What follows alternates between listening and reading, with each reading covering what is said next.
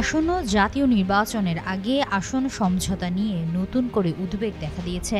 BNP ২৩৭ আসনে সম্ভাব্য প্রার্থী তালিকা ঘোষণার এক সপ্তাহ পার হলেও শরিক দলগুলোর সঙ্গে আসন সমঝোতা এখনও চূড়ান্ত করা হয়নি। আর এই বিলম্বেই শরিকদের মধ্যে অসন্তুষ্টির সুর স্পষ্ট হচ্ছে। শরিকদের অভিযোগ, যত সময় গড়াচ্ছে বিএনপির সম্ভাব্য প্রার্থীদের পরবর্তী সিদ্ধান্ত মানতে বাধ্য করা ততই কঠিন হবে। বিএনপির নীতি নির্ধারকেরা নিজেরাও আশঙ্কা করছেন, পরবর্তীতে কাউকে আসন ছেড়ে দিতে বললে অনেকে স্বতন্ত্র প্রার্থী হিসেবে লড়াই করার সিদ্ধান্ত নিতে পারেন, যা শরিকদের জন্য বিব্রতকর পরিস্থিতি তৈরি করবে।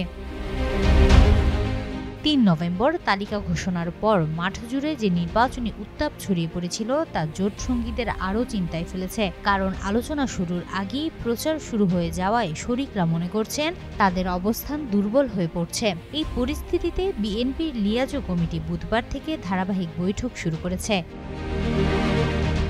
প্রথম দিন জাতীয়তাবাদী সমমনা জোটের সঙ্গে এবং বৃহস্পতিবার ১২ দলীয় জোটের সঙ্গে আলোচনা নির্ধারিত রয়েছে। বিএনপির নীতি নির্ধারকদের মতে যুগপৎ আন্দোলনের শরিকদের জন্য প্রাথমিকভাবে ২২টি আসন বিবেচনায় রাখা হয়েছে, যার মধ্যে গণতন্ত্র মঞ্চের জন্য ৫টি, জমিয়তে উলামায়ে ইসলামের জন্য ৫টি, ১২ দলীয় জোটের জন্য ৩টি, বিজেপির জন্য ১টি, গণ অধিকার পরিষদের জন্য ২টি ও এলডিপির জন্য ২টি আসন থাকতে পারে। পাশাপাশি জাতীয়তাবাদী সমমনা জোট, এনডিএম, বাংলাদেশ লেবার পার্টি ও গণফোরাম প্রতিটি দলই পেতে পারে একটি করে আসন।